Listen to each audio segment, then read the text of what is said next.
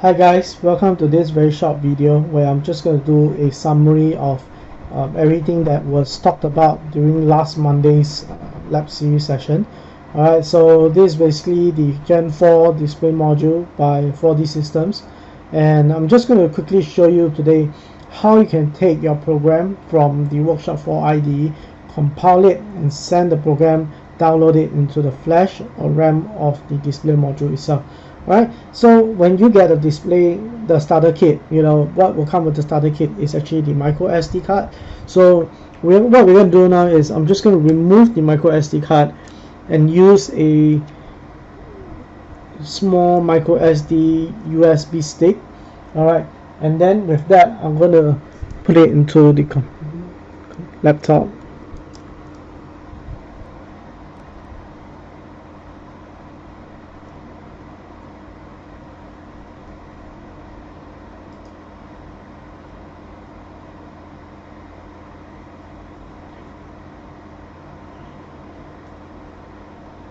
So basically, once my computer has detected that the drive has been inserted, it's good to remember which drive the micro SD card has been inserted on, or the reader is inserted on, because later on when we compile the project, we're going to send the program to this particular USB drive. In this case, it's drive E for my laptop. Alright, so opening Workshop 4 IDE, this is the first thing that you're going to see. Now if you have recent projects, it will be listed here. Here we're just going to go ahead and create a new 4D Systems project. Alright, and then we're going to select the display that we are using. In this particular case, we are using the Gen 4 4.3 inch resistive touch display.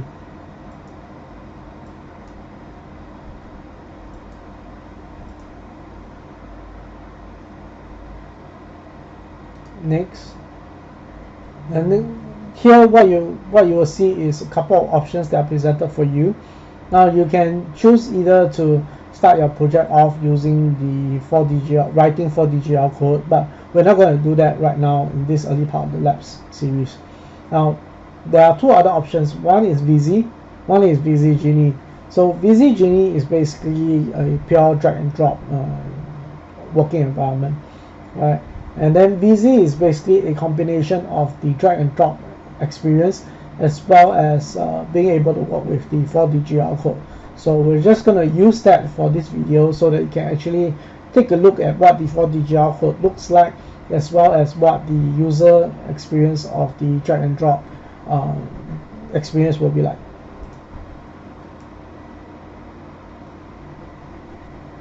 Okay, so once you have done that, this is what you will notice.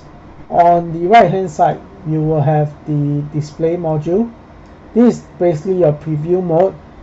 Everything that you drag and drop onto this interface is what might look like on the actual display, because obviously it doesn't really show what is happening in real time, but it will just give you a pretty good overview of how the placement of the elements will be like, right?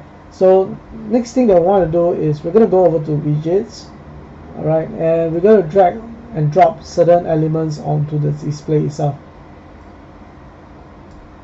Okay, so in this case, we're going to include a simple meter.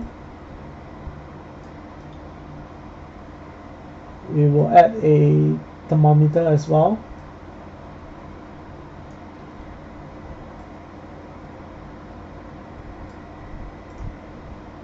And then we're going to add two labels. We will customize the labels in a short while.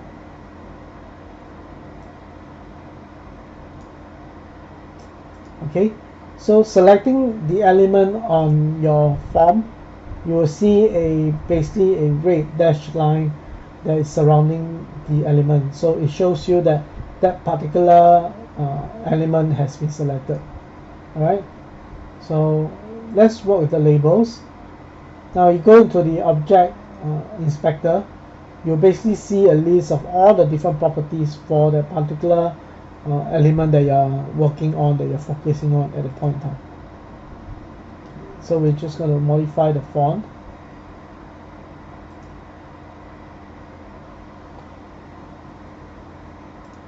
We'll change the size to 24. And then to change the value of the label or what is being displayed, you just need to go into the caption property.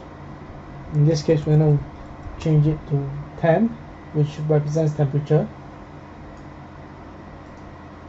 And then we're going to set this as the value.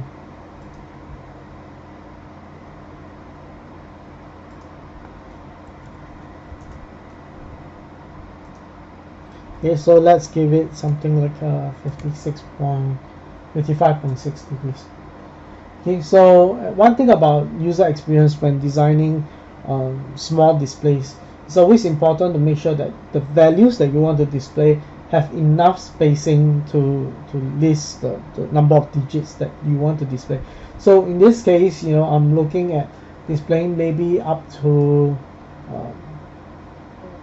100 plus degrees maybe, so that will be at least 3 digits in front and 1 digit behind. So it's always good in this case to make your alignment to the words to the right, so that when you put your label on the left hand side, there's always space in between for the temperature reading to go up, and it won't overlap with the text itself, right? So this is something that is important to take note. Another thing about working with Workshop 4 IDE is that you can actually customize the elements that are being displayed on, that are being dragged onto your display. All right. So in this case, we're just going to make the temperature reading look a little bit more consistent.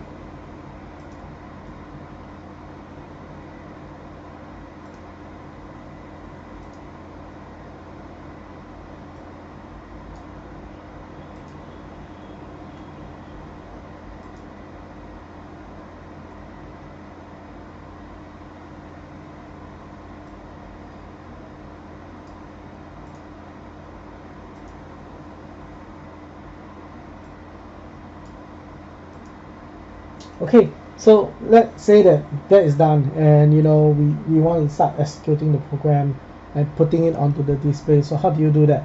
So the very first thing that you're going to do next is you're going to save your program.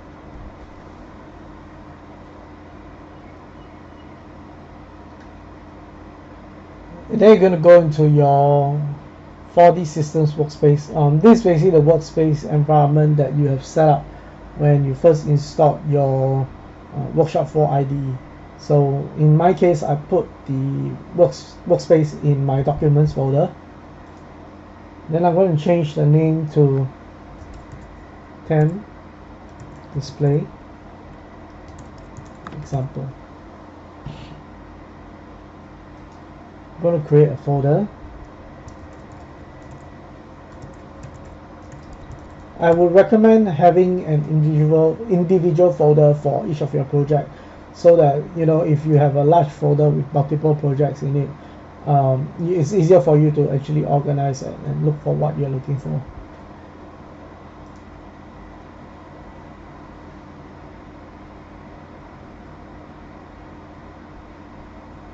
So once the display has been saved, the next thing that you need to do is, you'll notice that when you started your program, there will be some commented lines of codes. All right, so we're going to uncomment some of them, because if you don't uncomment, it's not going to load the program file onto your display itself, your display module.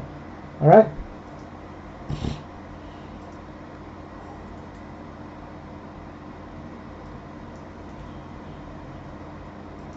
Okay, the next thing that you want to do is you want to insert your elements into the code editor. Right, basically is to tell the codes itself, the 4DGL code will then tell the processor what it wants to render onto the display. All right, so in this case, we're gonna, now you have the option, two options. One, you can actually paste all the code of everything that is available on your display onto your editor. All right, or you can actually select a particular element and just click paste code. Now this is useful especially if you are working on an existing display and you do not wish to copy in other elements or which is already included in the code itself. So this will be the recommended way. But since we are doing a brand new display, a brand new UI, we are going to just copy everything onto the code editor. Okay, so once that is done, you will notice a couple of things when you first generate the code. One thing is that there will be this red underlines, jagged underlines that show you that the frame, alright, is basically an error. It cannot recognize frame. Alright, so basically this frame, what it does is that it's actually the value that you want to display on your meter or thermometer itself. Alright, so in this case, if we change the frame for the thermometer, we change the frame value to say 55. So basically we are telling this element to show its value at 55 out of 100. And for this, let's say we set a set as 75. So it will basically tell the display that, hey, you know, from this meter I would like to display my current value at the range 75. Alright, so once you've done that, let's save the program, and then we're going to click on compile and load.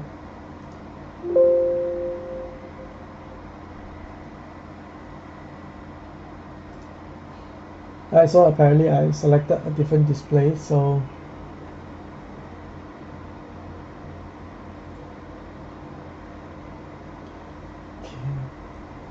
well, let's just modify certain things. I realized that the display doesn't look correct.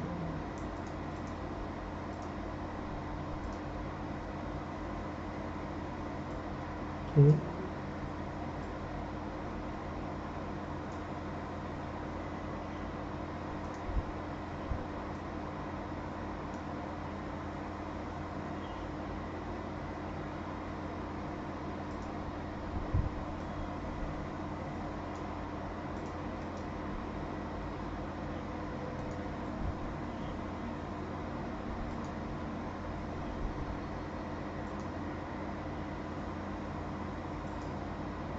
We'll just switch it back for a short while.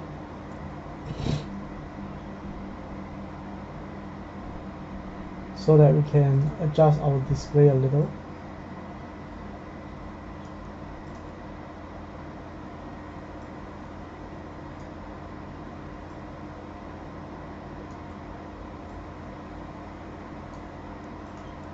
Okay, let's change the display back to 4.3 inches.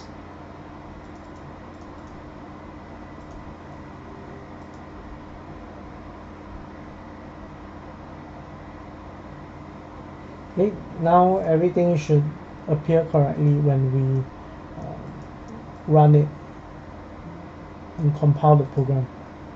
Right, so let's just regenerate our code again.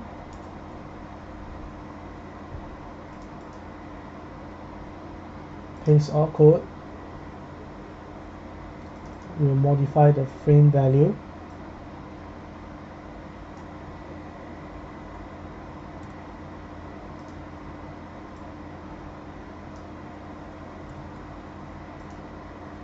Okay, save. Let's do compile and load.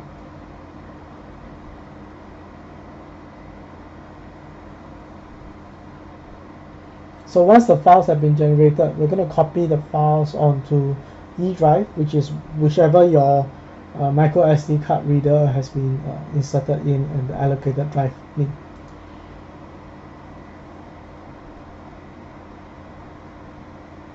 Okay, so once that is loaded, you see the status written at the bottom left hand side of the editor, alright, telling you that there are no errors, no warnings, no notices. It also shows you the code size, the RAM size, and so on. Okay, so next thing that we're going to do is we're going to take the micro SD card and we're going to put it back into our display module.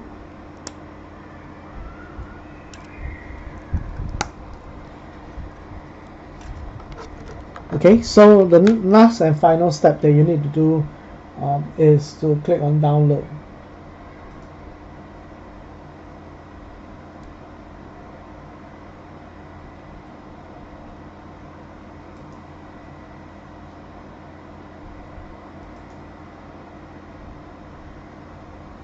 Alright, so basically there you have it. Basically the display has been shown exactly as what we were trying to create earlier.